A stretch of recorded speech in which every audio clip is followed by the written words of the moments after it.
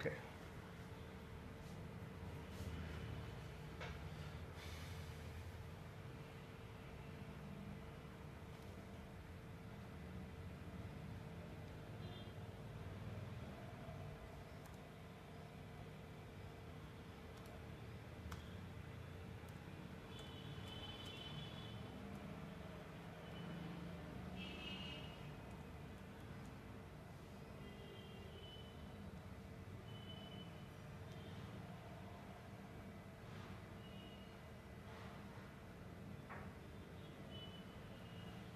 Good morning, Gopishand.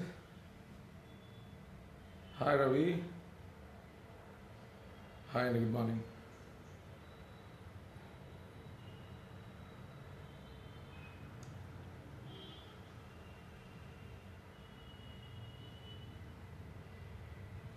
Good morning, brother. Good morning, Ramu. GS Bharat, good morning, bro.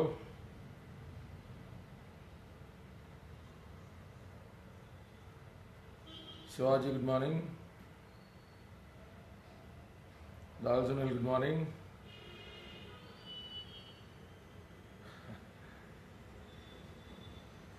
Sai, good morning. Sai Bharat. Fazil, namaste, good morning. Krishnarao garu, good morning andi. Hi Rajesh, sorry నిన్న reply ఇవ్వలేకపోయాను. AgriGold గురించి మాట్లాడుకుందాం అన్న present అదే కదా issue. Sure. Good morning Bhaskar గారు, banner చాలా బాగుంది. Good morning Manikanta.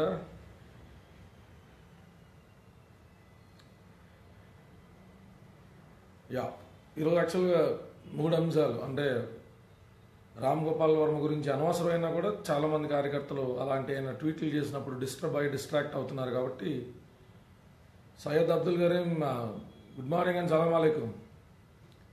అసలు ఠీకే సయ్యద్. అయితే క్వశ్చన్ ఏంటంటే, చాలామంది కుర్రోళ్ళు డిస్టర్బ్ అవుతా రామ్ గోపాల్ వర్మ ఇట్లా అంటా ఉన్నాడు, పవన్ కళ్యాణ్ గారు రెస్పాండ్ అవ్వట్లేదు, రామ్ గోపాల్ వర్మ గారు ఎందుకు అంటున్నారు పవన్ కళ్యాణ్ గారినో మెగా ఫ్యామిలీనో అనేటువంటి అంశాల గురించి ప్రస్తావించడం జరిగింది. చాలామంది అడుగుతున్నారు, అంటే వాస్తవం కూడా తప్పలేదు అందులో. మనం బాగా అభిమానించే వాళ్ళని ఎందుకు ఒక మనిషి పదే టార్గెట్ చేస్తున్నాడు అన్న విషయం తెలుసుకోవాలని నాకు కూడా ఒక రవితేజ ఖచ్చితంగా చెప్తానండి. ఖచ్చితంగా చెప్తాను. మీరందరూ కూడా ఈ పుట్టోని యొక్క క్వశ్చన్ అది అయిపోయిన తర్వాత నేను అంశాలు ఏవైతే ఎత్తుకున్నానో అవి ఒకసారి కంప్లీట్ చేసేసిన తర్వాత ఐ టాక్ టు యూ. మీరు అడిగిన క్వశ్చన్స్ అన్నింటికి సమాధానం చెప్తాను. Will go in constructive way. 3 topics I address అండి. ఒకటి Ram Gopal Varma issue, 2 as assertive అగ్రిగోల్డ్కి సంబంధించి, అండ్ థర్డ్ థింగ్ వచ్చి సర్దార్ గబ్బర్ సింగ్ డిస్ట్రిబ్యూటర్స్ గురించి కూడా మాట్లాడమని చెప్పారు. నేను అంశాలన్నీ కూడా నేను అడ్రస్ చేస్తాను. ఇందులో నేను యాక్చువల్గా అర్థం చేసుకోవడానికి ట్రై చేశాను. అంటే ఎందుకు రామ్ గోపాల్ వర్మని విమర్శిస్తున్నాను, నిజంగా ఏదైనా అన్యాయం జరిగిందా, చిరంజీవి గారి కుటుంబం కానీ పవన్ కళ్యాణ్ గారు కానీ మనకు తెలియకుండా, అంటే మనకు తెలియకపోవచ్చు కదా ఏదైనా అన్యాయం జరిగిందా అని ట్రై చేశాను. అంటే నాకున్న సోర్సెస్, నాకు తెలిసినటువంటి కొంతమంది డైరెక్టర్స్ ఫిలిం ఇండస్ట్రీలో ఉన్న వాళ్ళు ఉన్నారు. అడ్డా శ్రీకాంత్ గారి దగ్గర అసిస్టెంట్ డైరెక్టర్ కింద పనిచేసే వాళ్ళు అయితేనే, లేకపోతే ఇంకా చాలామంది దగ్గర అసిస్టెంట్ డైరెక్టర్ కింద పనిచేసే వాళ్ళతో ఒక వారం 10 రోజుల నుంచి యాక్చువల్గా మాట్లాడుతూ ఉంటే నిన్న ట్వీట్లు చూసిన తర్వాత కూడా ఒకసారి కాల్ చేసి రిక్వెస్ట్ చేశాను. అన్న అసలు ఏమన్నా జరిగిందా ఇంటర్నల్గా అంటే, వాళ్ళు చెప్పింది ఏంటంటే ఎప్పుడో లాంగ్ బ్యాక్ రామ్ గోపాల్ వర్మ గారు ఇక్కడ సోమాజిగూడలో సీడీ షాప్లో బ్లూ ఫిలిం సీడీలు అమ్ముకుంటా పోలీసులు దొరికేసి, ఆ తర్వాత పాపం ఆయన స్టేషన్కి అట్లకి వెళ్ళొచ్చి పెనాల్టీలే కట్టుకుని, ఆ టైంలో యూసఫ్గూడలో కొంతమంది సెకండ్ గ్రేడ్ ఆర్టిస్టులతో పరిచయాలు పెరగడం, అక్కడి నుంచి లక్కీగా శివ సినిమా దొరకడం, అక్కడి నుంచి కొంచెం ఎదరికెళ్తాం. అంతకు పూర్వం అతను గతాన్ని గురించి తెలుసుకునే ప్రయత్నం చేస్తే లోయాల కాలేజీలో అప్పుడులోనే ఇతను మానసిక స్థితి సరిగ్గా లేకుండా ఉండి 2 టాప్ మోస్ట్ కమ్యూనిటీస్కి మధ్య గొడవ పెట్టే ప్రయత్నం చేసే దిశగా అప్పుడులో రంగా గారి దగ్గర ఉన్న ముఖ్య అనుచరుడు ఒకరితో ఇతని విభేదాలు రావడం, ఇతన్ని వాళ్ళు ఎంత చెప్పినా కూడా అతను వినకపోవడం వల్ల ఇతను చేయి చేసుకోవడం, కాలేజీ క్యాంపస్లోనే ఇతన్ని చేయి చేసుకోవడం, ఆ తర్వాత క్రమంలో ఇతని మానసిక స్థితిగతులు మరీ ఉన్మాద స్థితిలో ఉండడం వల్ల ఎవరిని అకారణంగా ద్వేషాన్ని ఇతను వెదజల్లే విధంగా ఉండడం వల్ల నేనే గొప్ప ఒక ఫాల్స్ సుప్రీమసీలో బతకడం అనే ఒక రోగంతో రామ్ గోపాల్ వర్మ ఉండడం వల్ల అప్పట్లో ఆయన్ని విజయవాడ నుంచి పంపించేయడం జరిగింది. ఆ కాలక్రమంలో విజయవాడ నుంచి అతను వచ్చేయడం, హైదరాబాద్లో జీవనోపాధి కోసం సీడీ షాప్ పెట్టుకోవడం, అది కూడా సక్రమంగా నడుపుకోకుండా అప్పుడులో ఉన్న పోర్నోగ్రఫీ విసిడీలు అతను అమ్మడం, ఆ తర్వాత క్రమంలో అతను అరెస్ట్ అవ్వడం, ఇలా చాలా చాలా అతని జీవితంలో జరుగుతూ ఉన్నాయి. జరిగిన క్రమంలో అతను ఒక రకమైన మానసిక ఉన్మాది కింద మారిపోయాడండి తన జీవన క్రమంలో. అది బార్డర్ లైన్ పర్సనాలిటీ డిసార్డర్ అంటారన్న సంగతి నేను ఆన్లైన్లో నేను నేషనల్ ఇన్స్టిట్యూట్ ఆఫ్ మెంటల్ హెల్త్తో మాట్లాడుతూ రామ్ గోపాల్ వర్మ ట్వీట్లన్నీ కూడా వాళ్ళకి పెట్టినప్పుడు నాకు వచ్చినటువంటి రిపోర్ట్ అనమాట ఇది. నేను ఐ థింక్ మీకు కనబడుతుంది అనుకుంటా. నేషనల్ హెల్త్ ఆఫ్ మెంటల్ హెల్త్కి పెట్టినటువంటి రిపోర్ట్ నేను మీకు షేర్ చేస్తాను. ఈ రిపోర్ట్ ఆధారంగా రామ్ గోపాల్ వర్మ ఒక మానసిక రోగి కింద, అంటే అతను మానసిక రోగిని ఎలా ఐడెంటిఫై చేస్తారు అంటే, ఈ బార్డర్ లైన్ పర్సనాలిటీ డిసార్డర్తో పాటు 2-3 డిసార్డర్స్ ఉన్న వాళ్ళు జరిగినటువంటి ఒక చిన్న విషయాన్ని రిపీటెడ్గా వాళ్ళు తలుచుకుంటా వాళ్ళకి ఏదో చాలా అన్యాయం జరిగిపోయిందనే ధోరణిలో వాళ్ళు ఆటవిక సంస్కృతిని అవలంబించేటువంటి విధానాలను ఎంచుకుంటారంటండి. అంటే ఇప్పుడు బహిరంగంగా నేను పార్న్ చూస్తాను, బహిరంగంగా నేను ఇంతమంది ఆడవాళ్ళతో తిరిగాను, టీఎన్ఆర్ ఇంటర్వ్యూలో చెప్తున్నప్పుడు మీరు ఎంతమంది ఆడవాళ్ళతో మీరు రొమాన్స్ చేసి ఉంటారంటే ఆ నెంబర్ చెప్తే నీకు ఆశ్చర్యం కలుగుతుందని ఒక మనిషి వ్యక్తిగత జీవితాన్ని అతి పచ్చిగా అతి బహిర్గతంగా మాట్లాడుతూ అనేటువంటిది బోల్డ్నెస్ కిందకి రాదంటండి, అదొక మానసిక రోగం కిందకి వస్తుందంట. ఎందుకంటే మనం బట్టలు వేసుకునేది లేకపోతే మన జీవన శైలి సంబంధించింది మనుషులందరూ ఒకేలాగా ఉంటామని తెలుసు. అయినప్పటికీ ఇతర మనుషులతో మనం హుందాగా ప్రవర్తించడానికి, కొన్ని విషయాలకి ఒక పరిధి వరకే మాట్లాడడానికి మన సభ్య సమాజాన్ని నిర్మించుకున్నాం. మనం ఒక గీతలు గీసుకున్నాం, సమాజంలో ఇలాగే బతకాలని మనం కొన్ని రూల్స్ పెట్టుకున్నాం.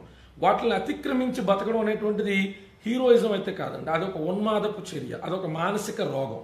ఆ మానసిక రోగం యొక్క లక్షణాలు ఎట్లా ఉంటాయంటే, వాళ్ళు జరిగినటువంటి ఒక అంశాన్ని మాకింత అన్యాయం జరిగిందని అకారణంగా ఏటెళ్ల కాలం ఆ ద్వేషాన్ని ఎవరైతే జల్లుతూ ఉంటారో, ఆ ద్వేషాన్ని వెళ్ళగక్కుతూ ఉంటారో వాళ్ళ మానసిక రోగుల కేటగిరీ కిందకి వస్తారు.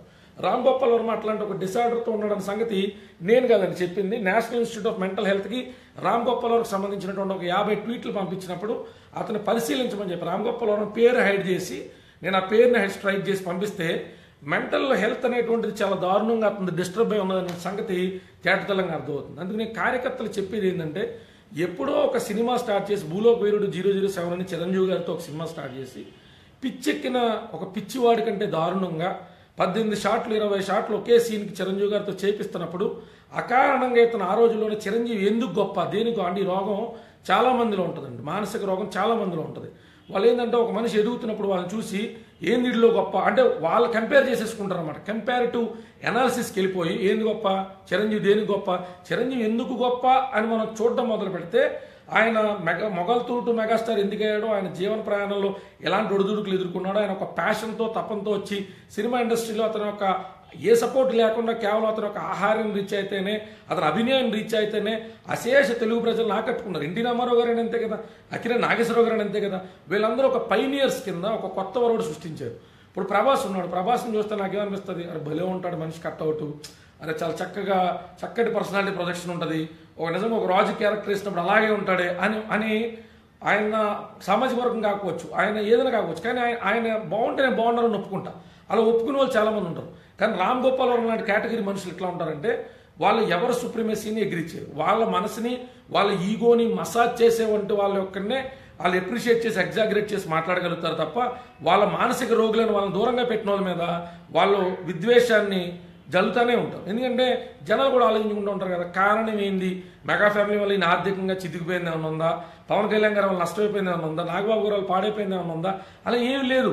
లేకపోయినా అకారణంగా ఎప్పుడో ఈయన సినిమా వద్దు అని చిరంజీవి గారు చెప్పినప్పుడు ఆ గడిచిపోయిన 2 దశాబ్దాల క్రితం విషయాన్ని ఇప్పుడు నెమరవేసుకుంటా పనిగట్టుకుని ఇతను మాట్లాడుతున్నాడు అంటే అతను ఒక మానసిక రోగి. అలాంటి ఒక మానసిక రోగి ఇష్టపడే వాళ్ళు కూడా అలాంటి ఒక సైకాలజీ కలిగిన వాళ్ళే. ఎందుకంటే ఇప్పుడు ఒక బాగా టాప్ మోస్ట్ పొజిషన్లో ఉన్నవాడు రకరకాల కారణాల చేత రకరకాల మందికి నచ్చడు. ఆ నచ్చని వాళ్ళందరికీ కూడా రామ్ గోపాల్ వర్మ అంటే ఉన్మాదిలే కావాలి. అంటే డైరెక్ట్గా ఏం చేయలేరు కదా, చిరంజీవి గారిని పవన్ కళ్యాణ్ డైరెక్ట్గా ఏం చేయలేరు. రామ్ గోపాల్ వర్మ ఆ పట్టేసుకుని పవన్ కళ్యాణ్ గారిని సినిమా చేయగలుగుతాడు, పాపం ఆ భయంకరమైన రూపం వేసుకుని ఆయన ఏదైనా సినిమా చేయగలుగుతాడు, చేయలేని ఆ వ్యక్తి పోనీ ఏదైనా అద్భుతమైన సినిమాలు చేస్తారంటే ప్రొడ్యూసర్ని వంచి ప్రొడ్యూసర్లు మోసం చేసి 2 కోట్లు 3 కోట్ల రూపాయలు తీసుకుని కేవలం ట్రైలర్లు మాత్రమే తీసి ఎన్నో బ్రూస్లీ అనే సినిమా ట్రైలర్ రిలీజ్ చేశాడు.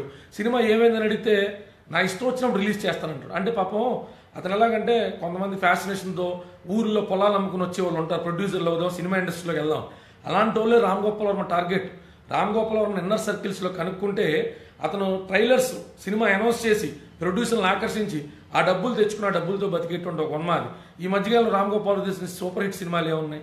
మరి అతని జీవనోపాధి ఎలా సాగుతుందంటే ఇలాగే సాగుతుంది. అందుకని ఒక సక్రమబద్ధంగా ఒక సినిమా ఒప్పుకుంటే చేసి కమిట్ అయ్యి ఆ కార్యక్రమాన్ని నిర్వర్తించేటువంటి వ్యక్తులు చూసినప్పుడు రామ్ గోపాల్ వర్మ లాంటి ఉన్మాదులు అట్లాగే ప్రవర్తిస్తారు. నేను కార్యకర్తలు చెప్పేది ఏంటంటే, రామ్ గోపాల్ వర్మ పవన్ కళ్యాణ్ గారిని అనకూడదని కోరుకునే మన కారణకర్తలు ఓరకొక్క పరిగెడుతుంటే ఎన్నిసార్లు నా బెంజిగారు ఆపి నేను ఓరకొక్కను కొడతాను? ఎందుకు కొట్టాలి? నా ప్రయాణంలో వెళ్తున్నా, అది నేను కారుతో పాటు సమానంగా వేగంగా పరిగెట్టగలుగుతానని దాని కాన్ఫిడెన్స్. నేను 5th గేర్ నుంచి 7th గేర్కి వెళ్ళాను అనుకో, ఆటోమేటిక్గా ఆ కుక్క కలిసిపోతుంది కదా. అంటే మనం వేగం పుంజుకుని ఎదరికెళ్ళాలి తప్ప మన కారానికతల పరిగెట్టే ప్రతి ఊరకొక్క దగ్గర ఎట్లా ఆగుతాం మనం? అది ఊరకొక్క అన్న సంగతి దానికి తెలియక అది ఖరీదైన కారానికతలు పరిగెడతా. నేను కూడా దాంతో సమానంగా, అంటే ఏదో ఒక టైంలో ఈక్వల్ అవుతుంది కదా, కుక్క కూడా మన వెనకాల పరిగెడతా. నేను కూడా కారుతో ఏం తక్కువ అని పోల్చుకునేటువంటి ఒక ఉన్మాది, అంటే దాని బలాన్ని ఎక్కువగా అంచనా వేసుకునేటువంటి అలాంటి మానసిక రోగుల్ని దయచేసి మీరు పట్టించుకోవద్దు. నా పర్సనల్ రిక్వెస్ట్ ఏంటంటే, మీరు నన్ను ఆ స్క్రీన్ షాట్లు పెడుతున్నారు మెసెంజర్లో, దాని మీద రెస్పాండ్ అవ్వమంటున్నారు. ఏమని రెస్పాండ్ అవ్వను?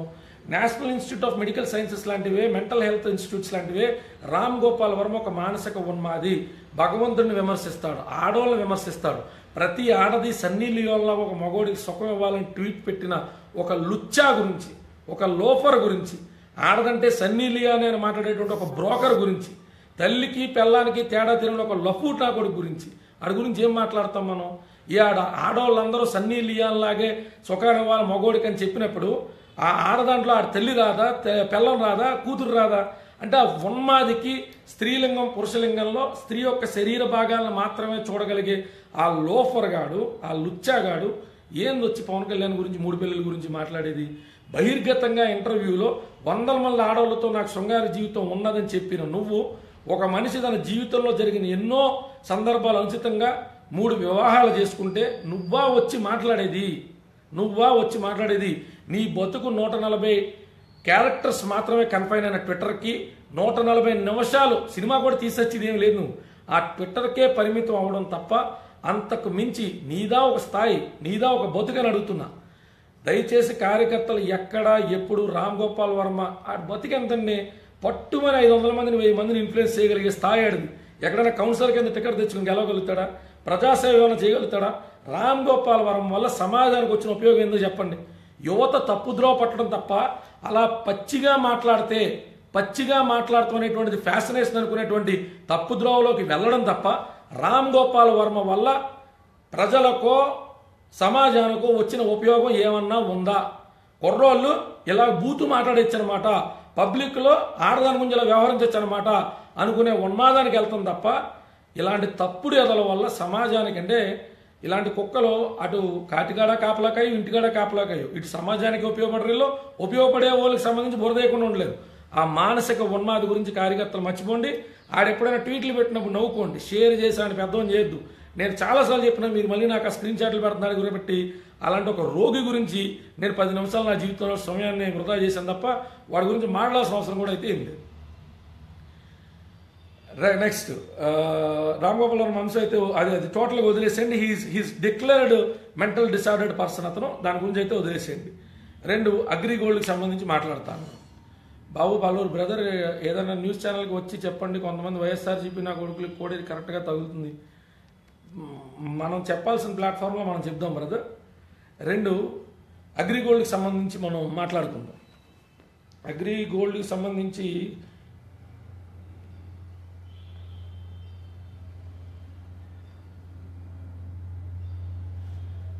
నేనేదైనా ఇప్పుడు ఇంకా క్లారిటీ కావాలి రామ్ గోపాల్ వర్మ గురించి అంటే నేనేదో చెప్తున్నాను. అకారణమైన ద్వేషాన్ని అతను జిమ్ముతున్నాడు. పవన్ కళ్యాణ్ గారు ఏమన్నా సినిమా సైన్ చేసి అతనితో చేయనని చెప్పారా? పవన్ కళ్యాణ్ గారు ఏమన్నా సినిమా ఇస్తానని చెప్పి ఏమని చెప్పారా? మెగా ఫ్యామిలీలో అతన్ని క్రిటిసైజ్ చేసిందో ఎవరున్నారు? ఎవరు లేరు కదా. అకారణమైన ద్వేషాన్ని ఎప్పుడో ఒక చిన్న కారణాన్ని పట్టుకుని అది అత్యద్భుతమైన కారణం కింద,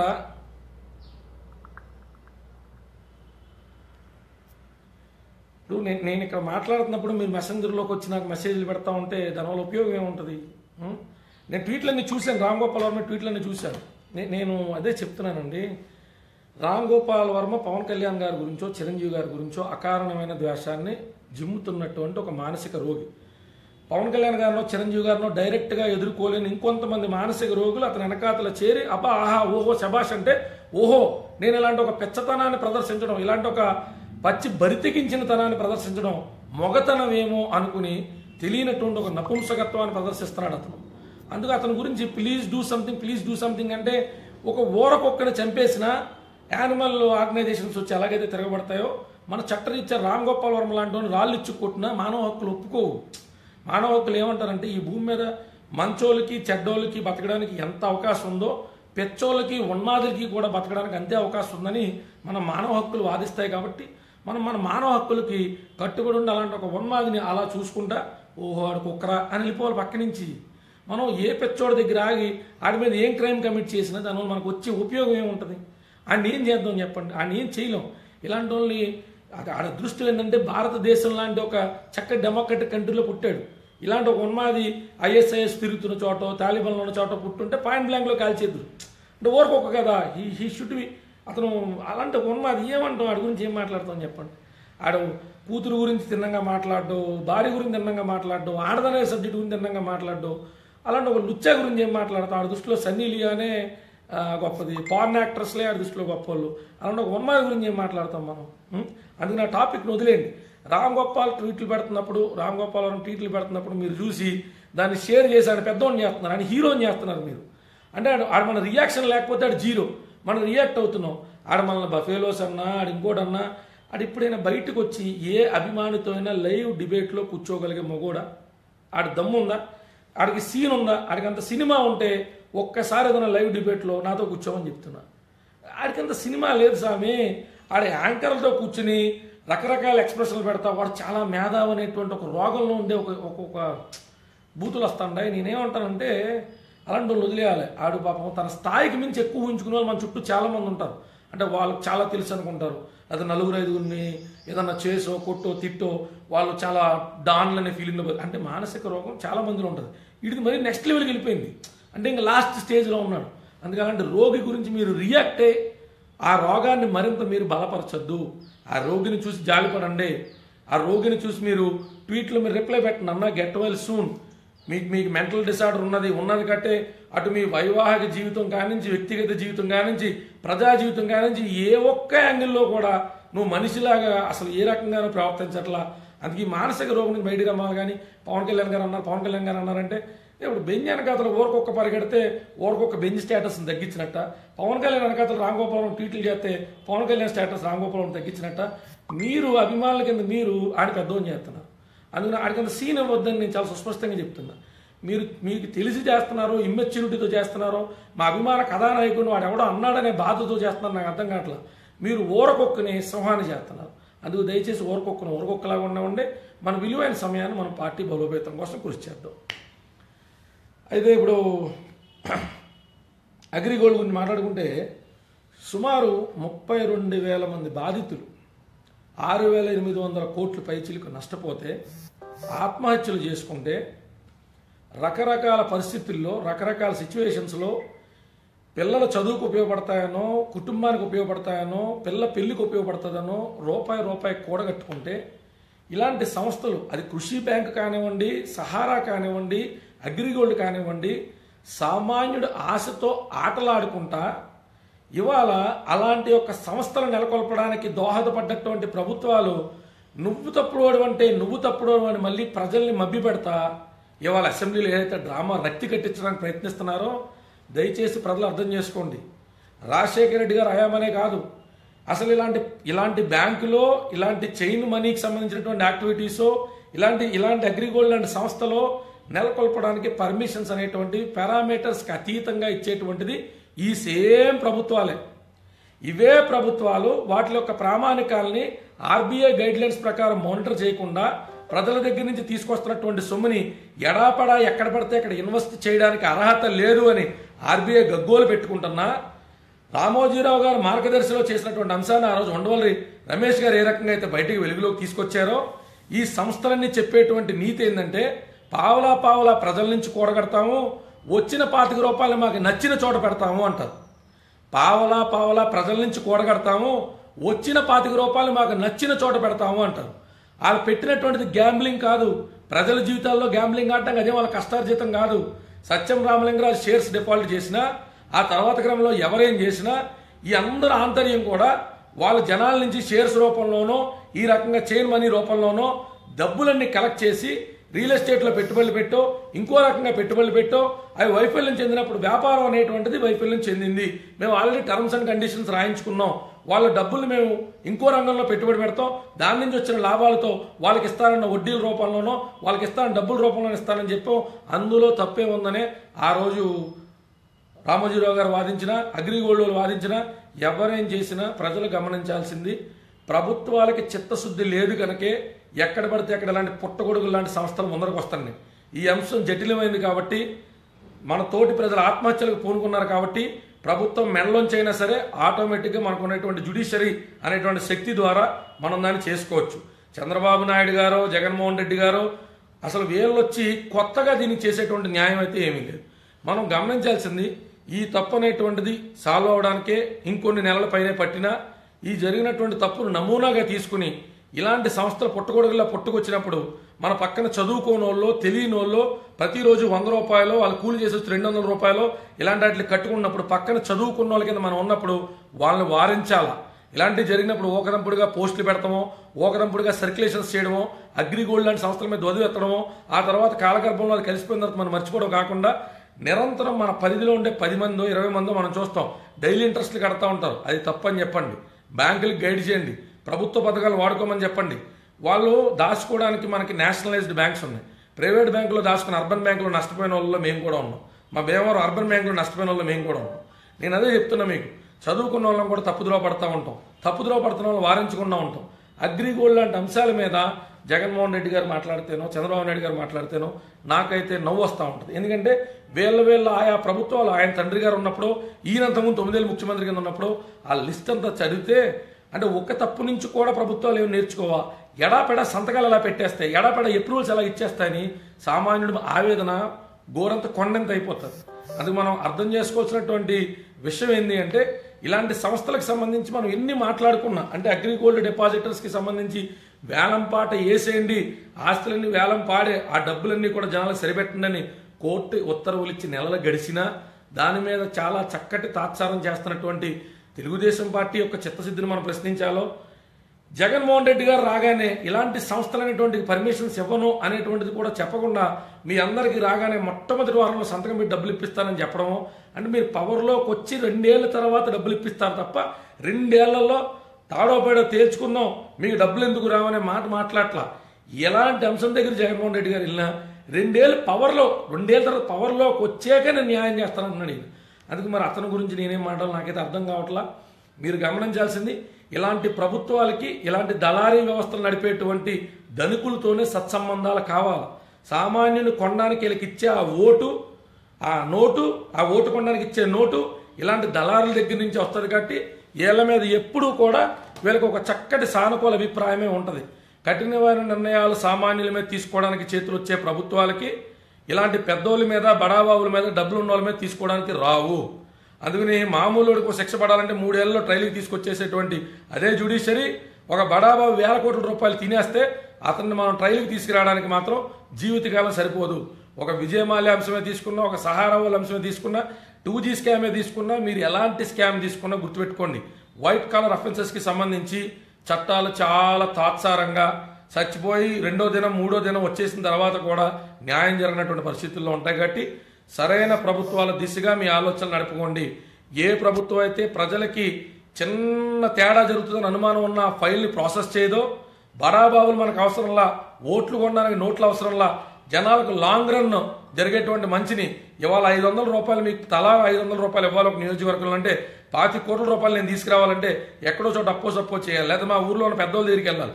వాళ్ళ దగ్గరికి వెళ్ళి డబ్బులు తెచ్చిన తర్వాత నా తల తీసుకెళ్ళాలి తాగట పెట్టినట్టు వాళ్ళు సంతకం పెట్టమని ప్రతి చోట సంతకం పెట్టారు.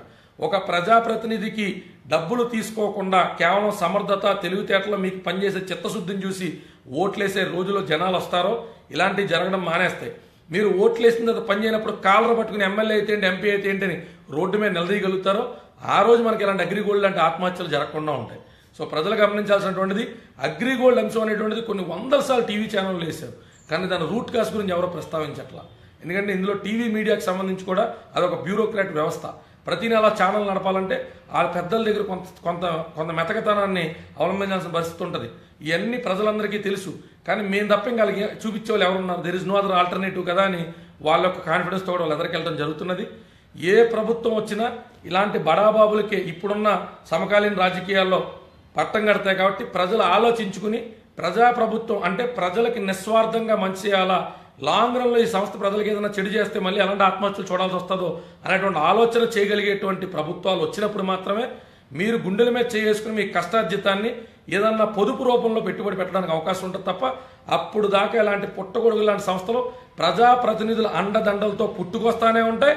మీ శవాల మీద మళ్ళీ శవరాజకీయాలు ఇదే ప్రజాప్రతినిధులు అసెంబ్లీ సాక్షిగా చేస్తానే ఉంటారన్న సంగతిని గుర్తుపెట్టుకోమని నా మనవి. మరొక్కసారి ప్రజలందరికీ చెప్తున్నా, ప్రజాప్రతినిధులు అండాదండ లేకుండా ఇలాంటి సంస్థలు పుట్టుకురావు. ఇలాంటి సంస్థలు పుట్టుకొచ్చి మీ ప్రాణాలు తీసిన తర్వాత మీ ప్రాణాలతో మీ శవాలతో మళ్ళీ శవరాజకీయం చేసేది అదే ప్రజాప్రతినిధులు. అందుకని వాళ్ళు దాన్ని రాజకీయం అంటారు, నేను దాన్ని అరాచకం అంటాను. దయచేసి మీరు అందరూ గమనించి ఈ ఇరువురిలో ఎవరు వచ్చినా మీకు చేసే మంచి ఏమి ఉండదు. ఎందుకంటే వీళ్ళ ఓట్లు వెర్సెస్ పెట్టాల్సిన కోట్ల మీద మాత్రమే ఫోకస్ ఉంటుంది. కొంతమంది వైఎస్ఆర్సీపీ వాళ్ళు అంటా ఉన్నారంట, ఏంది మా రెడ్డిలు టార్గెట్ చేస్తున్నారంట అని. సైకాలజికల్గా మీకు అలాంటి ఏమైనా డిస్ట్రాక్షన్ ఉన్నదేమో. నేను ఒక కులాన్ని ఒక మతాన్ని ఈరోజు టార్గెట్ చేయను, ఒక వ్యవస్థని ఒక పార్టీని టార్గెట్ చేస్తూ ఉంటా. ఆ సిద్ధాంతాల్లో నలిగిపోయే వాళ్ళలో మాకంటే ముందంజలో మీరే ఉంటారన్న సంగతి గుర్తుపెట్టుకోండి. జనసేన పార్టీ పవర్లోకి వస్తే, జనసేన పార్టీ లాంటి ప్రభుత్వం అనేటువంటిది ఏర్పడితే ప్రజలందరిలో మీరు భాగస్వాములు కాదా అనేటువంటి సంగతిని మీ ఆత్మవిమర్శ చేసుకోండి. జగన్మోహన్ రెడ్డి చేస్తేనే మీకు మంచా అనేటువంటి ఆలోచన మీరు చేసుకుని నేను చెప్పేటువంటి అంశాన్ని సూక్ష్మంలో అర్థం చేసుకునే ప్రయత్నం చేయాలని నా మనం. So third thing is Sardar Gabbar సింగ్కి సంబంధించి సోదరులు ఎవరో అన్యాయం జరిగింది, మాకు 1.5 రాలేదు, నెక్స్ట్ సినిమా ఇస్తానప్పుడు ఇవ్వలేదు అని ధర్నాలు చేస్తున్నారని తెలిసింది. ఫిల్మ్ ఇండస్ట్రీ గురించి నాకు కొంతమేరకు అవగాహన ఉంది. నేను అవగాహన లేని వాటి గురించి మాట్లాడను. నా స్నేహితులు చాలామంది డిస్ట్రిబ్యూషన్ ఫీల్డ్లో ఉన్నారు. ఫిల్మ్ ఇండస్ట్రీ అనే కాదు, ఏ వ్యాపారంలో అయినా రిస్క్ అనేటువంటిది ముందరుండి ప్రాఫిట్ అనేటువంటిది దాని వెనకాతలు ఉంటుంది, లాస్ అనేటువంటిది దాని పక్కనే ఉంటుంది. రిస్క్కి పక్కనే ఆనుకుని లాస్ ఉంటే రిస్క్కి వెనకమాల ప్రాఫిట్ ఉండదు. రిస్క్ని దాటితే ప్రాఫిట్ వస్తుంది. రిస్క్తో పాటు ట్రావెల్ చేస్తూ ఉంటే మనకు లాస్ రావడానికి అవకాశం ఉంటుంది. ఇప్పుడు పవన్ కళ్యాణ్ గారు ఈ సినిమా ఇవ్వడానికి పవన్ కళ్యాణ్ గారు స్వీయ నిర్మాత, సర్దార్ గబ్బర్ సింగ్కి సంబంధించి పోనీ ఆయన స్వీయ నిర్మాత, కాటమరాయుడికి సంబంధించి స్వీయ నిర్మాత. ఆయన స్వీయ నిర్మాణంలో కొనిదెల ప్రొడక్షన్స్లో ఏమన్నా జరిగిందా? పవన్ కళ్యాణ్ ప్రొడక్షన్స్లో ఏమైనా జరిగిందా? జరగల. నార్త్ స్టార్కి సంబంధించి జరిగినప్పుడు ఆ సంస్థకి కొన్ని నియమావళి ఉంటుంది, ఆ సంస్థ కొన్ని నిర్ణయాలు తీసుకోవాల్సి వస్తూ ఉంటుంది. ఆ సంస్థకి సంబంధించి కూడా లిక్విడ్ క్యాష్ తీసుకొచ్చి పెట్టుబడులు పెట్టరు. వాళ్ళు చిన్న ప్రొడ్యూసర్ల దగ్గర నుంచో బయట నుంచో వడ్డీగా డబ్బులు తీసుకొచ్చి సినిమా మీద పెడతారు. పెట్టినప్పుడు రకరకాల కమిట్మెంట్స్ రీచా కొన్నిసార్లు అనుకున్నటువంటి కమిట్మెంట్ డెలివర్ అవ్వకపోవచ్చు.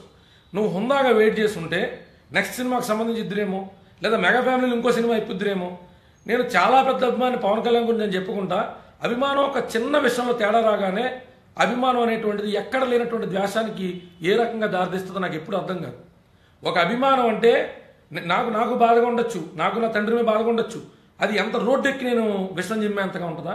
ఒకప్పుడు అభిమానం అని చెప్పి ఇవాళ ద్వేషం జిమ్మే వాళ్ళు ఎవరైనా అది ఒక టోటల్ ఇమ్మెచ్యూరిటీకి సంబంధించిన విషయం. అయితే అభిమానం అని చెప్పినటువంటి మాట అవాస్తవం, లేదా ఈరోజు ఈ రకంగా రోడ్డు ఎక్కడం అనేటువంటి దాని మీద వాళ్ళకి అవగాహన లేదనేటువంటి మాట వాస్తవం. అందుకని సర్దార్ గబ్బర్ సింగే కాదు, ఇండస్ట్రీలో చాలా సినిమాలు వస్తాయి. చాలా సినిమాలు అనుకున్న రీతిలో కలెక్షన్స్కి చేరువలేకపోవచ్చు. ప్రొడ్యూసర్లో లేకపోతే ఒక్కొక్కసారి డైరెక్ట్గా సినిమా అమ్మేసిన తర్వాత డిస్ట్రిబ్యూటర్లో నష్టపోవడం అనేటువంటిది చాలా సర్వసహజంగా జరిగేటువంటి విషయం. కమిట్మెంట్ ఇచ్చిన ప్రతిదీ ఫిల్మ్ ఇండస్ట్రీలోనే కాదు, మన బిజినెస్ సర్కిల్స్లోనే కాదు, ఎక్కడ 100% ఆ కమిట్మెంట్ని ఫుల్ ఫ్లెడ్జ్డ్గా మనం డెలివర్ చేయడం అనేటువంటిది అన్ని సందర్భాల్లో పాసిబుల్ కాదు. 1.5 నష్టపోయిన అతనన్నా నీకేంది బాధ నన్ను మీరు అడగచ్చు. నేను ఆర్మీ కాంట్రాక్ట్ విషయంలో 47 లక్షల రూపాయలకి నేను కొటేషన్ ఇస్తే 42,50,000 రూపాయలకి ఆర్మీ నాకు శాంక్షన్ చేస్తే నేను అనుకున్న దానికంటే కూడా నా కుర్రోడు నాకు వచ్చిన రాంగ్ కమిట్మెంట్ ఇచ్చాడు. అనుకున్న దానికంటే వైరింగ్ ఎక్కువ వాడటం వల్ల చాలామంది సీసీటీవీ బిజినెస్ చేసేవాళ్ళు ఉంటారు. చాలామంది సీసీటీవీ బిజినెస్ నష్టపోయేది ఎస్టిమేటెడ్ వైరింగ్ కంటే కూడా 2 బండిల్లో 3 బండిలు ఎక్స్ట్రా పడితే డబ్బులు మళ్ళీ ఒక్కొక్కసారి పెద్ద సంస్థలు లేకపోతే ప్రభుత్వ సంస్థలు తిరిగి ఇవ్వ మనకి ముందే ఎస్టిమేషన్ ఫ్రీజ్ అయ్యాం కాబట్టి ఆ డబ్బులే ఇస్తానంట. 9.5 లక్షల రూపాయలు నేను నష్టపోయాను. కానీ ఇండియన్ ఆర్మీ దాన్ని గమనించి నాకు సర్టిఫై చేసి నాకు అవార్డు ఇచ్చినప్పుడు నేను అది ఆనందపడ్డాను. ఈ అవార్డు ఇవ్వడానికి నేను అలా నష్టపోయిన గుర్తించడానికి మధ్యలో 6 నెలల పాటు సమయం పట్టింది. అంటే దేనికైనా కూడా ఒక సమయం ఉంటుంది. పవన్ కళ్యాణ్ గారికి ఇతనికి నష్టం జరిగిందనేటువంటి విషయాన్ని దృష్టిలో ఉండదా? ఇలా రోడ్డు ఎక్కడం వల్ల ఇప్పటికిప్పుడు జరిగినటువంటి మంచి ఏంది? అసలు నిన్ను చూసి ఇండస్ట్రీలో ఇంకొకసారి ఎవరైనా నష్టపోయినటువంటి వాళ్ళని దగ్గర తీసుకున్నటువంటి పరిస్థితి ఉంటుందా? సోదరుడు సంపత్కి నేను చేసే విన్నపం ఏంటంటే, మీరు కాస్త ఉపేక్షించుంటే అంత పెద్ద కుటుంబంలో ఎవరు సినిమా ఇస్తే మీకు ఆ 1.5 కవర్ అవ్వదు? చరణ్ బాబు సినిమా ఇస్తే కవర్ అవుదా? చిరంజీవి గారి సినిమా 150 ఇస్తే కవర్ అవుదా? పవన్ కళ్యాణ్ గారు వచ్చే సినిమా ఇస్తే కవర్ అవుదా?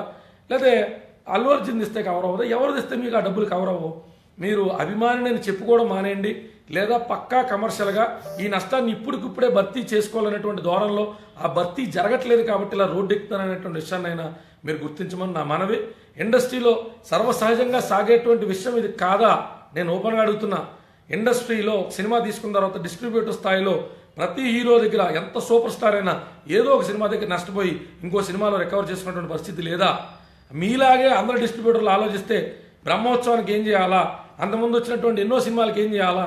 అందుకు దయచేసి అది మీరు గమనించుకుని, మీరు ఒక తప్పు ట్రాక్ని కొన్ని 100 మందికి 1000 మందికి 1,00,000 మందికి భోజనం పెడుతున్న ఇండస్ట్రీలో ఒక తప్పు ట్రాక్ని ఒక తప్పు ఒరవడికి మీరు శ్రీకారం చుట్టకూడదని, మీ డబ్బులు మీకు ఖచ్చితంగా వస్తాయని, నెక్స్ట్ సినిమా మెగా ఫ్యామిలీకి సంబంధించినటువంటి ఏదో ఒక సినిమా మీకు రావాలని వస్తుందని మనస్ఫూర్తిగా నమ్ముతా. దాని సొల్యూషన్ మాత్రం మీరు ఎంచుకున్నది కాదని, ఎవరి ప్రోద్బలంలో మీరు ఎలాంటివి చేస్తున్నారో దయచేసి వాళ్ళ విషకౌగిల్లోంచి బయటికి రమ్మని, వివరాలు మరీ లోతుగా వెళ్ళి మాట్లాడేటువంటి సిచ్యువేషన్ దాకా తెచ్చుకోకూడదని నేను మనస్ఫూర్తిగా ఒక అభిమాని కింద పవన్ కళ్యాణ్ గారు మీలాంటి ఒక అభిమానికి తోటి అభిమాని కింద కోరుకుంటున్న సంపత్ గారు, దయచేసి ఈ వీడియో మీ దాకా చేరితే పరిశీలించండి. ఇండస్ట్రీ సర్వసహజం అని తెలుసు. మీకు జరిగిన నష్టం ఆ ₹1,00,00,000 కూడా ఇంకొక రకంగా ఏదైనా రికవర్ చేసుకోవడానికి ప్రయత్నించాలి తప్ప ఇలా రోడ్డు ఎక్కడం వల్ల దానికి సంబంధించి ఏదన్నా లబ్ధి చేకూరుతుందంటే అది సొల్యూషన్ కాదు. సొల్యూషన్ కోరుకునేవాడు ఎవడో రోడ్డు ఎక్కడు. రివెంజో లేకపోతే దానికి సంబంధించి ఒక వెంజెన్స్నో ప్లాన్ చేసుకుని మాత్రం ఇలా రోడ్డు ఎక్కుతాడు. సొల్యూషన్ కోరుకునేవాడు రోడ్డు ఎక్కితే వల్ల సొల్యూషన్ రాదనే సంగతిని ఆల్రెడీ తెలుసుకుని మెలుగుతాడని సంపత్ గారు గుర్తుపెట్టుకోవాలని కోరుకుంటున్నాను. Any more topics?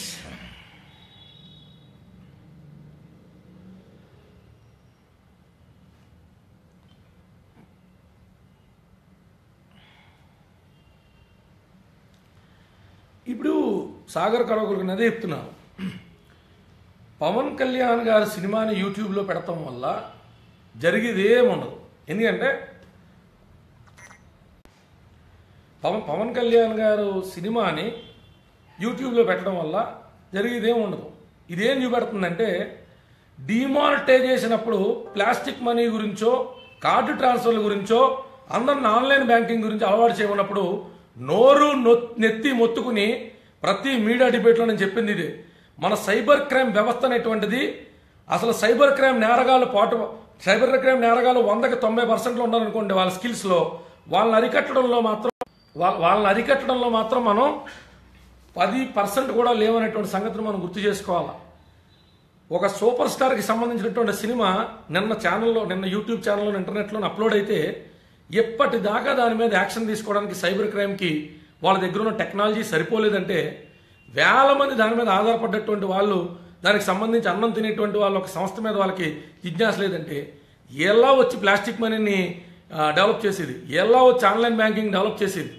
కేంద్ర రాష్ట్ర ప్రభుత్వాలకి సైబర్ క్రైమ్ చట్టాలను ఏ రకంగా కఠినకరం చేయాలో కనీస అవగాహన కానీ కనీస చిత్తశుద్ధి కానీ, దాని మీద ఇంత రెవల్యూషన్ తర్వాత కూడా ఒక ప్రత్యేక శాఖను పెట్టడానికి, ఒక మంత్రిని పెట్టడానికి, ఐటీకి సంబంధించినటువంటి శాఖ విస్తరణలో భాగంగా సైబర్ క్రైమ్ అనేటువంటి నేరాలు ఫ్యూచర్లో ఏ రకంగా పెరుగుతాయనేటువంటి దాని మీద అవగాహనతో కానీ ఏ నిర్ణయాలు తీసుకోవడానికి కానీ ముందాలు కూడా తెలిసి ఆడవాళ్ళగా.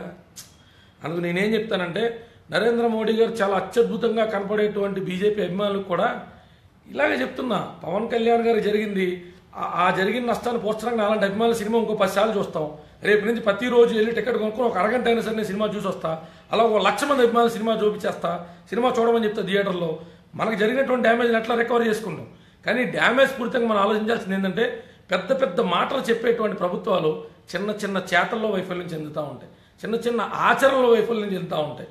ఒక సినిమా 24 గంటల్లో అప్లోడ్ అయితే దాని మీద నియంత్రణ తేలేని మనం 20,000 రూపాయలు పోతే నిన్న బ్యాంక్ దగ్గరికి వచ్చి లబోదిబోమని ఒక విద్యార్థిని నాకు ఫీజు కోసం వేశారు సార్ డబ్బులు, నేను ఎక్కడో పెట్రోల్ బంక్లో 500 రూపాయలు పెట్రోల్ కొట్టించుకున్నాను, నేను స్వైప్ చేస్తే డబ్బులు ఎలా మిస్లీడ్ అయ్యానంటే పెట్రోల్ బంక్ నాకు సంబంధం లేదంటున్నాడు. బ్యాంక్ వాళ్ళు అడిగితే ఈ బ్యాంక్ నుంచి ఆ బ్యాంక్ వెళ్ళి, ఆ బ్యాంక్ నుంచి ఈ బ్యాంక్ వెళ్ళి అంటున్నారు. ఎంత దారుణమైన వ్యవస్థలో నా డబ్బులు నేను ఖర్చు పెట్టుకోకుండా నాకు ఈ కర్మ ఏంటి సార్ అని చెప్పి ఆడపిల్ల బాధపడుతున్న నేను చూసిన. అందుకని సైబర్ క్రైమ్కి సంబంధించి మన చట్టాలు ఎంత అద్భుతంగా ఉన్నాయనేటువంటిది మనకి కాటమరాయుడు సినిమా 24 గంటలు ఆన్లైన్లో అప్లోడ్ అవ్వడంతో మనకు తెలిసిపోతుంది. మనం దీని నుంచి స్ఫూర్తం చెందాల్సినటువంటిది మనకు జరిగిన అన్యాయం బాహుబలికి జరగకూడదు, మనకు జరిగిన అన్యాయం ఏ సినిమా హీరోకి జరగకూడదు. మహేష్ బాబు గారు కానీ, బాలయ్య బాబు గారు కానీ, ఏ సినిమా హీరోకి, ఏ తెలుగు ఫిలిం ఇండస్ట్రీకి, ఏ ఫిలిం ఇండస్ట్రీకి ఫర్ దట్ మ్యాటర్ జరగకూడదంటే సరైన ప్రభుత్వాలను ఎంచుకోవాలి. నేను ప్రతిదాని ప్రభుత్వం ఎందుకు ముడిపెడుతున్నానంటే ఇవన్నీ ప్రభుత్వాలు చేయాల్సిన పనులు. ప్రజల మనశ్శాంతిగా ఉండడం కోసమే ఆ ఓటు హక్కుని వినియోగించుకుని మా బాధ్యతను మీకు అప్పగిస్తామని అప్పగించిన తర్వాత వాళ్ళ సొంత ఆస్తుల్ని స్వసుఖాలని పెంచుకోవడానికి, వాటిని తీర్చుకోవడానికే ఆ పవర్ని వాడుకుంటారు తప్ప ప్రభుత్వాలు సరిగ్గా పనిచేస్తే ఇవాళ ఇలాంటి పరిస్థితులు ఉండవు. ప్రొడ్యూసర్లు, డైరెక్టర్లు సినిమా రిలీజ్ అయ్యి సూపర్ హిట్ అయిందని ఆనందమే ఉంటారా? ఇలాంటి దౌర్భాగ్య పరిస్థితుల్లో 24 గంటల్లో కెమెరా ప్రింట్ అప్లోడ్ అయిందని బాధలో ఉంటారా? సరైన ప్రభుత్వాలను ఎంచుకోండి. నేను మళ్ళీ చెప్తున్నా, మీ దాకా రాలేదు కదా అనుకుంటే మీ దాకా వచ్చిన తర్వాత మీరేమీ చేయలేరు. అది మాత్రం దృష్టిలో పెట్టుకోండి. ఎవరో యోధుల దగ్గరికి వెళ్ళాడు, మన దగ్గరికి రాలేదు కదా అని హిట్లర్ గురించి ఊరుకున్నారంట. ఎవరో ఇంకొక పక్క దేశస్తుల దగ్గరికి వెళ్ళాడు, మన దగ్గరికి రాలేదు కదా అని హిట్లర్ గురించి ఊరుకున్నారంట. చివరాఖరికి ఆ ఎవరైతే ఊరుకున్నారో ఆ దేశం మీద కూడా హిట్లర్ వెళ్ళడం జరిగిందంట. అంటే తప్పుడుతనం మన దాకా రాలేదు కాబట్టి మనం హాయిగా ఉన్నాం అనుకుని కుల, మత, ప్రాంత విద్వేషాలతో మనం ఓట్లేయడం మొదలు పెడితే ఇలాంటి పరిస్థితులే మనకి దాపరిస్తాయి. సర్దార్ గబ్బర్ సింగ్కి జరిగినటువంటి అన్యాయం రేపొద్దున మన ఏటీఎం కార్డుల్లోంచి 5,000 రూపాయలు పోయినా, 10,000 రూపాయలు పోయినా అవి తిరిగి తీసుకొచ్చేటువంటి వ్యవస్థలు ప్రభుత్వాల దగ్గర ఉన్నాయా? అంతా ప్లాస్టిక్ మనీ మాట్లాడదాం అంటున్నారు. 2 లక్షల రూపాయల కంటే కూడా కరెన్సీ ట్రాన్సాక్షన్ ఎక్కువ చేయకూడదు అంటున్నారు. ఈ క్రెడిట్ కార్డులో, డెబిట్ కార్డులోంచి డబ్బులు పోతే తిరిగి తీసుకొచ్చేటువంటి వ్యవస్థ ప్రభుత్వాల దగ్గరికి ఉంటే దమ్ముగా ఎదురుకు వచ్చేది వివరించమని చెప్పండి. డబ్బులు పోతే ఈ నిర్దిష్ట సమయంలో మీ అకౌంట్లో తిరిగి డబ్బులు వేస్తామని చెప్పానండి. ఇవాళ ఒక నార్త్ స్టార్ ఎంటర్టైన్మెంట్కి వచ్చినటువంటి అన్యాయాన్ని ఆ కాకతాళీయంగా తీసుకోకండి. రేపొద్దున మన దాకా కూడా వస్తుంది. సరైన ప్రభుత్వాలు ఎంచుకోకపోతే జరిగే వైఫల్యాలని ఒకసారి గుర్తించండి. కేటీఆర్ గారు చాలా పెద్ద స్పీచ్లు ఇస్తూ ఉంటారు, మంచి ఇంగ్లీష్లో చక్కగా మాట్లాడుతూ ఉంటారు. ఐటీ శాఖ మంత్రి ఆయన సైబర్ క్రైమ్ చట్టాలకు సంబంధించి ఇప్పుడు దాకా ఆయన తీసుకున్నటువంటి రిఫర్మేషన్స్ ఏమన్నా ఉన్నాయా? ఆంధ్ర ప్రభుత్వంలో తీసుకున్నటువంటి రిఫర్మేషన్స్ ఏమన్నా ఉన్నాయా? ఏముండవు. వీళ్ళంతా మాటల రాయుళ్ళు, మాటలకే పరిమితమై ఉంటారు. చేతల రూపంలోకి వచ్చేసరికి వాళ్ళు కడుపు నిండిపోయింది కాబట్టి రిలాక్స్డ్గా ఉంటారు. పోతే సామాన్యుడు కట్టి 5,000 పోగొట్టుకున్నా, 10,000 పోగొట్టుకున్నా సైబర్ క్రైమ్ ఆఫీసుల చుట్టూ పిచ్చుకొక్కలా కాళ్ళు రిపేద తిరుగుతాం కాబట్టి వీళ్ళు ఎవ్వరికి మన బాధ్యత పట్టదు, మన బాధ పట్టదు. కాబట్టి ఇలాంటివి ఏమన్నా జరిగినప్పుడు అందరూ గుర్తుపెట్టుకుని మరింత కసిగా పనిచేసి సరైన ప్రభుత్వాన్ని తీసుకొచ్చేటువంటి దిశగా, జనసేన ప్రభుత్వం ఏర్పడేటువంటి దిశగా ప్రయత్నం చేయాలని నా మనవి.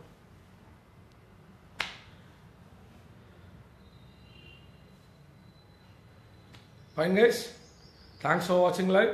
ఏదైనా క్వైరీస్ ఉంటే please. Kalyan Durga Prasad, troll pages maintain చేసేవాళ్ళు నా దృష్టిలో మానసిక రోగులు. డైరెక్ట్గా ఎవడైతే వాడి పేరు, అడ్రస్ చెప్పి వాడి యొక్క అభిప్రాయాన్ని చెప్పడం ఫ్రీడమ్ ఆఫ్ స్పీచ్ అవుతుంది. ముసుగేసుకుని దాక్కుని ఇతరులను విమర్శించడం అంటే చీకట్లో కూర్చుని రాళ్ళేస్తారు. ఎవరు వేస్తారు? పిచ్చోళ్ళు వేస్తారు. యుద్ధం చేయాలనేటువంటి ధైర్యం ఉంటే, మీ అభిప్రాయం తెలపాలని ధైర్యం ఉంటే డైరెక్ట్గా వచ్చి చెప్తావు కదా. ట్రాల్ పేజెస్ పెట్టుకుని ట్రాల్ చేస్తున్నావు అంటే నువ్వు ఒక మానసిక రోగివి. ధైర్యంగా నీకు ఒక హీరో ఎందుకు నచ్చలేదు అని చెప్పడానికి నీకు ముందరకు రాక ఒక హీరోని చాలా అతి కిరాతకంగా, అతి నీచంగా ట్రాల్ చేయడం ఎవరు చేసినా, అది పవన్ కళ్యాణ్ గారి అభిమానులు చేస్తాను నేను అనుకోను. పవన్ కళ్యాణ్ గారి పేరు మీద, పవన్ కళ్యాణ్ గారి అభిమానుల పేరు మీద ఏదైనా పేజెస్ మెయింటైన్ చేసి బాలకృష్ణ గారిని దూషించినా నేను వాళ్ళని మానసిక రోగులుగానే చూస్తాను. ప్రభాస్ని దూషించినా నేను మానసిక రోగులాగా చూస్తాను. నా వరకు నేను పవన్ కళ్యాణ్ గారి సినిమాని 100% ఎంజాయ్ చేస్తే అంతే శాతం నేను బాహుబలిని కూడా ఎంజాయ్ చేశాను. అంతే శాతం నేను గౌతమిపుత్ర శాతకర్ని ఎంజాయ్ చేశాను. నా టైం లైన్ మొత్తం వెతకండి. నాకు చాలా సినిమాలు, ఇతర హీరో సినిమాలు, చాలా సినిమాలు నచ్చుతాయి. నచ్చినప్పుడు నేను నచ్చినేనే చెప్తా. నేను నచ్చినే చెప్తా. నా తండ్రిని నాకు మంచి చేస్తే ఎంత ఆనందంగా ఉంటుందో, పక్కింటో లేదన్నా నాకు మంచి సలహా చెప్పినా నేను అలాగే తీసుకోగలుగుతా. అందుకని అలాంటి మానసిక రోగం నాకు చాలామంది పవన్ కళ్యాణ్ గారి అభిమానులకు లేదు. మానసిక రోగులు రానున్న రోజుల్లో ఇంకా ఇంకా ఇంకా ఇంకా ఎక్కువైపోతూ ఉంటారు. ఎందుకంటే సమకాలీన పరిస్థితుల్లో ఏదో చేయాలని స్థాయికి మించి ఊహించుకుని అది రీచ్ అవ్వలేనప్పుడు చేస్తున్న వాళ్ళ మీద విషం కక్కడం అనేటువంటిది, ద్వేషం విరజమడం అనేటువంటిది మానసిక రోగానికి చిహ్నం. కాబట్టి దయచేసి మానసిక రోగుల జోలికి పోవద్దు. ట్రోల్ పేజెస్ వల్ల 10 ఓట్లు పోవు, 10 ఓట్లు రావు. ట్రోల్ పేజెస్ ఎవరు మెయింటైన్ చేస్తున్నా they have a mental disorder.